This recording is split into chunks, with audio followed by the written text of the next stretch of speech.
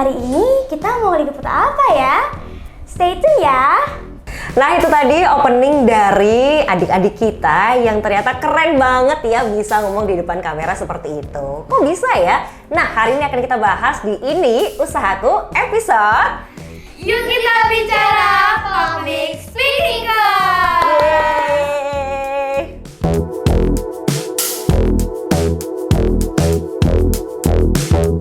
Hai people, ketemu lagi di Ini Usahaku. Kali ini kita mau ngobrolin soal satu usaha yang baru-baru ini akhirnya ya hadir di kota Semarang gitu. Sebenarnya udah beberapa waktu lalu ada, tapi akhirnya mereka sekarang punya tempat sendiri, jadi kita bisa langsung main ke studionya yang baru ini ya.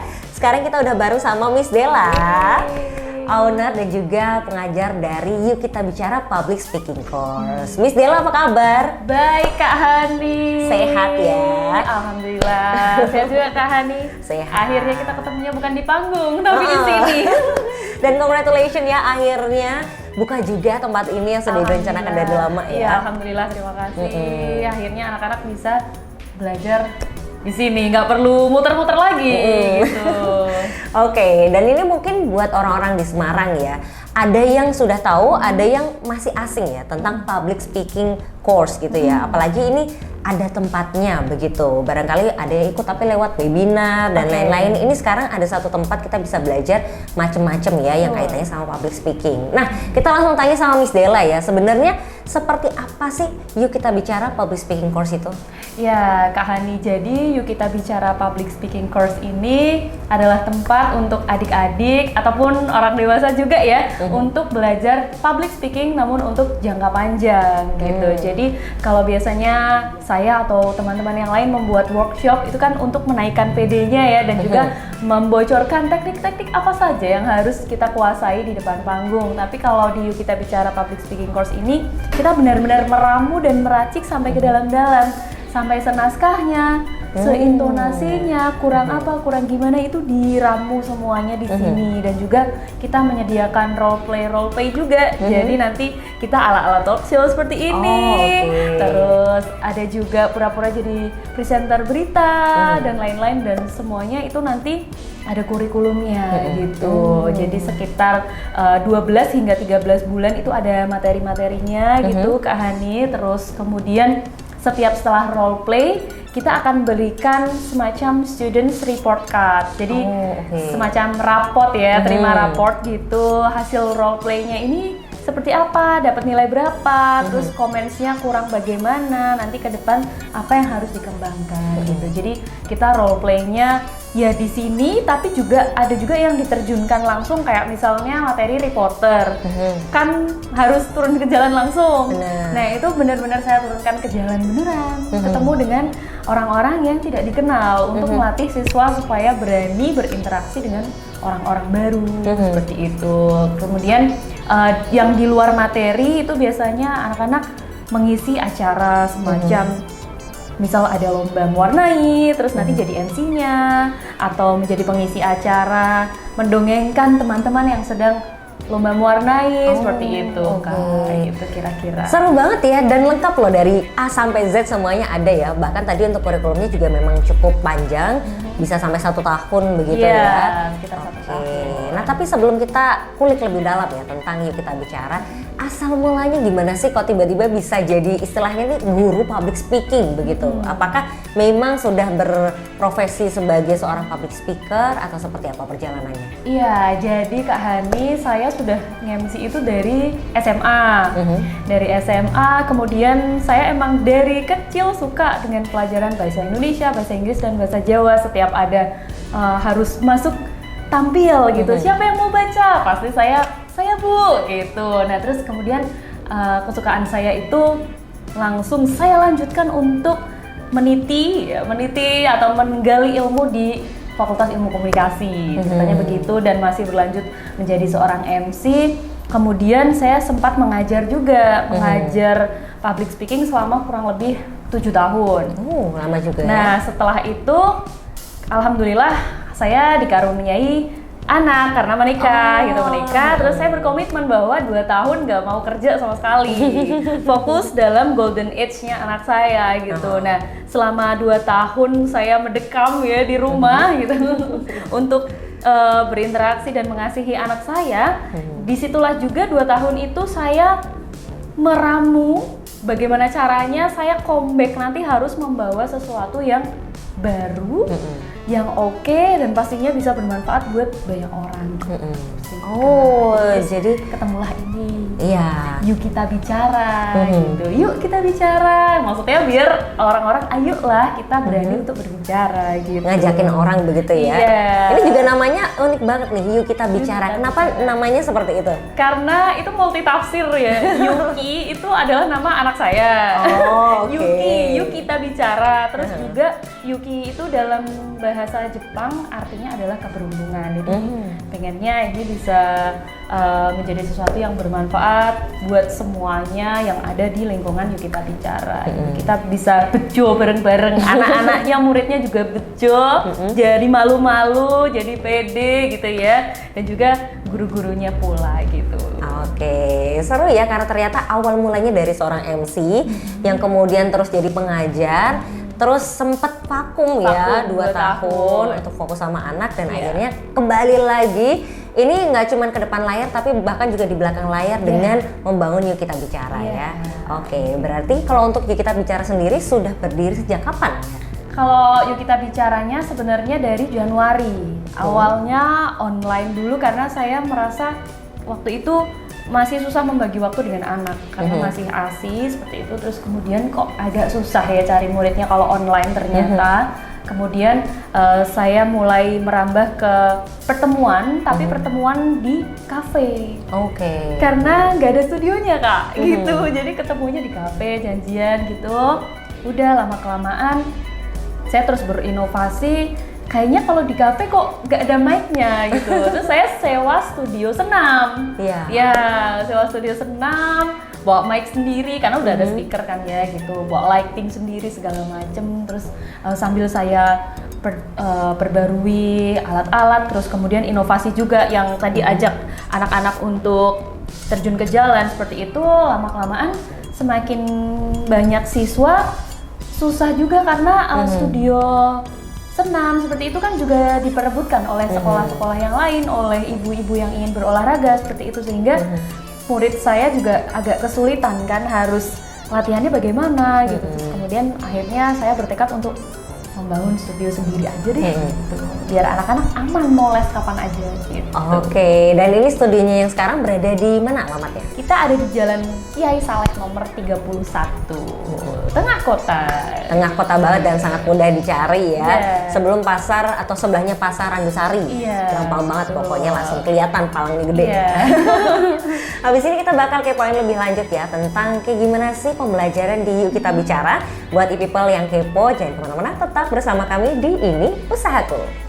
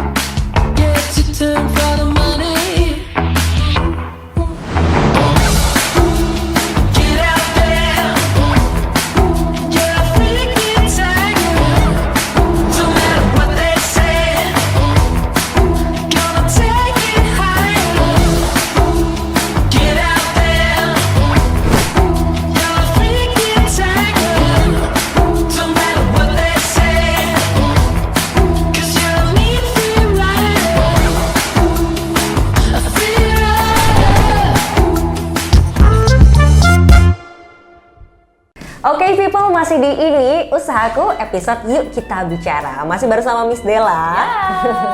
Miss, sejauh ini ya udah berapa sih muridnya dan dari kalangan atau umur berapa aja? Kalau untuk muridnya kita Januari awal 3 sekarang 35 sampai dengan 40 kayaknya. Wow, perkembangannya pesat sekali ya. Dari 3 jadi 30 loh ya. Ini belum akhir tahun padahal. Belum gitu. Untuk range usianya kita ada kids and teens itu di SD, SMP, SMA. Terus untuk dewasanya kita mahasiswa sampai pekerja. Ini saya yang paling dewasa pegang di umur 41 tahun. Wow, jadi dari pelajar sampai orang dewasa pun bisa ya? Bisa. Ini orang dewasa biasanya kenapa sih kalau mereka ikutan join di public speaking course gitu? Padahal mungkin kan mereka sudah punya karir, sudah punya pekerjaan begitu ya? Rata-rata orang-orang dewasa yang ikut kelas public speaking itu pebisnis Kak malahan. Karena satu, biar aman saat ketemu klien. Kemudian katanya biar aman saat pidato di depan karyawan-karyawan. Jadi wibawanya biar dapat gimana di depan karyawannya tuh biar pada nurut gitu ya. Bagaimana cara komunikasinya biar mudah untuk mempengaruhi orang lain gitu, baik mungkin klien maupun karyawannya sendiri, seperti itu sih kalau orang dewasa. Oh, kayak gitu juga ada teknik-tekniknya, caranya tersendiri ya. Oke, dan kalau untuk anak-anak, nah ini biasanya lebih diarahkan kemana sih? Apakah untuk kegiatan di sekolah, lomba atau apa? Kalau anak-anak itu kita biasanya bicara dulu dengan orang tuanya karena mereka men-setting goals masing-masing Kak. Jadi ada yang goalsnya untuk di pendidikan aja supaya di kelas atau di sekolah itu oke. Dari malu-malu hingga bisa menyala gitu di sekolah. Namun juga ada anak yang goalsnya di entertain gitu.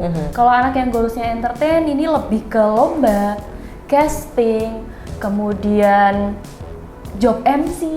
Job MC maksudnya kayak kids birthday kan butuh MC cilik, terus graduation TK butuh MC cilik seperti itu. Jadi ada 2 goals sih, entertainment atau pendidikan aja gitu. Oke. Jadi nanti kita sesuaikan sesuai dengan anaknya gitu, butuhnya apa. Ini tadi menarik sih karena ternyata nggak cuma belajar, entertain juga, dan bahkan di sini sudah ada istilahnya mulai bekerja mencari pengalaman begitu ya. Nah ini sistemnya apakah juga mendapatkan jobnya itu dari Yuk Kita Bicara atau mereka sudah mulai mandiri sendiri nih? Kalau ada klien gitu lewat Yuk Kita Bicara bisa, nanti kita berikan nomor mamahnya langsung tapi. Jadi bukan kita yang manajemenin, bukan. Jadi silakan Kak, ini nomor mamahnya seperti itu. Jadi tapi sistemnya adalah klien tersebut akan diberikan dulu reels dari murid-murid kami. Mana yang akan di-hire oleh klien itu. Jadi lihat dari portofolionya begitu portofolionya ya. dulu. Makanya kita selalu bikin role play, kita selalu bilang sama anak-anak harus mau ya direkam, soalnya nanti berpengaruh loh ke depan buat value-nya kita gitu. Bagaimana klien bisa tahu kita kalau nggak ada portofolionya kan gitu Kak. Nah, terus kemudian biasanya reels-nya dikirim dulu set. Nanti baru kalau klien sudah oke, diajak ketemu lah nanti sama anaknya seperti itu. Langsung sama mamahnya untuk deal-dealannya. Nah ini apalagi kalau untuk anak-anak pasti masih tetap berada di bawah pengawasan orang tua ya, dibimbing oleh orang tuanya. Kemudian kalau sudah mengikuti kelasnya ini ya, apakah ending akhirnya itu seperti apa? Ada graduation atau mungkin project atau seperti apa? Nah, karena kita ini masih baru, rencana kan memang program pendidikannya 12 hingga 13 bulan.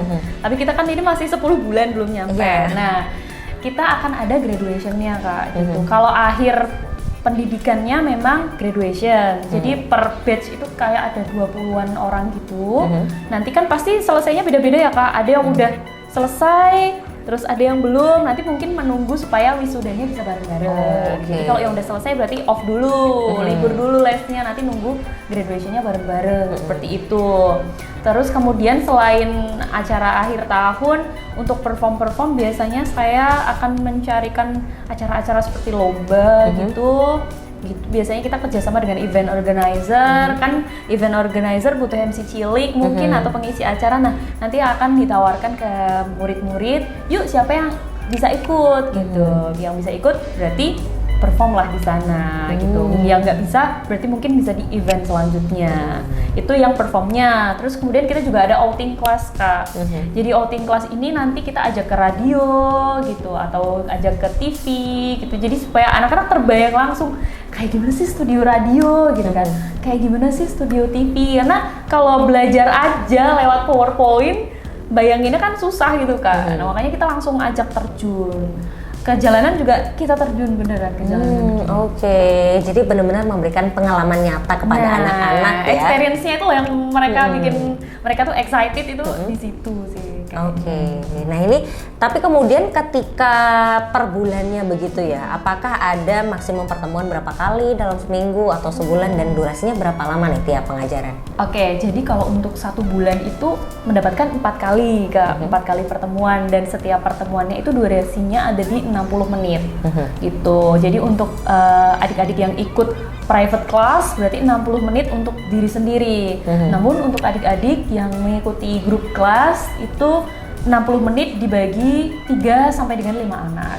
Biasanya les bareng bestie-bestinya gitu loh. Ya, saudara, bestie atau tetangga gitu les bareng. Nah itu nanti dibagi 60 menit dibagi 3 sampai 5 orang. Gitu. Oke, jadi tergantung ya ini sendiri atau grup, terus kemudian seminggu berapa kali. Kalau misalnya nih ada kebutuhan di luar jadwal biasa ya, bisa nggak sih kita request misalnya besok anak ada mau lomba pidato gitu ya, terus ditambah jadwal lesnya gitu? Iya bisa, jadi itu nanti add-on class, jadi per kedatangan gitu bisa di luar kelas reguler. Jadi nanti kita khusus membahas pelajarannya tentang apa yang dibutuhkan. Contohnya lomba pidato, oke kita kejar lomba pidato. Kayak nanti minggu depan ini udah ada yang request mau lomba storytelling. Jadi itu tiap hari lesnya mintanya. Wih, masuk tiap hari? Masuk tiap hari gitu. Karena emang kalau dari gitu ya, bener-bener kata-kata practice makes perfect itu kayaknya emang bener gitu. Soalnya dulu dia juga sudah pernah les setiap hari gitu dan oke sih juara beneran gitu. Dapat yang untuk presentasinya kan duta sekolah nih, duta sekolahnya juara, terus untuk presentasinya dapat best presentasi gitu. Keren banget ya. Ini disiapkan terus tiap hari kan ya gitu. Jadi anaknya pun juga belajar terus begitu ya dan akhirnya bisa mendapatkan juara tersebut. Lalu kalau dari penjelasannya tadi itu ya, kalau untuk anak-anak apakah mereka itu nanti juga diarahkan untuk ikut lomba ini atau mungkin yuk kita bicara juga punya lombanya sendiri atau gimana? Iya, jadi kita itu ada member dan non-member Kak Hani. Jadi kalau untuk member itu keuntungannya adalah ikut grupnya kita full all students dan di situ akan ada info lomba, info casting dan juga info perform. Siapa yang mau ikut perform nanti daftar.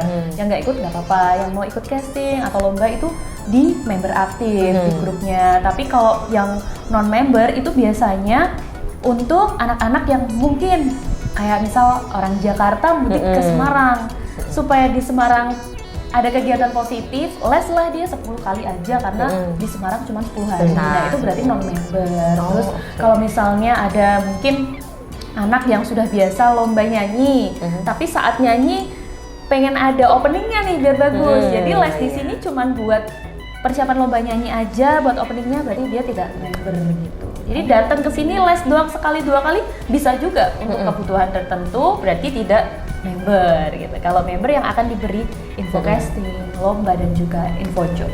Jadi ternyata ada bedanya ya, manfaat jadi member dan tidak gitu. Nah ini terus masuk ke pembayaran ya, karena tadi ada add-on segala macam ya. Ini apakah daftar di awal harus langsung lunas semua atau ada pembayaran berapa kali atau juga bisa nih yang sekali datang aja?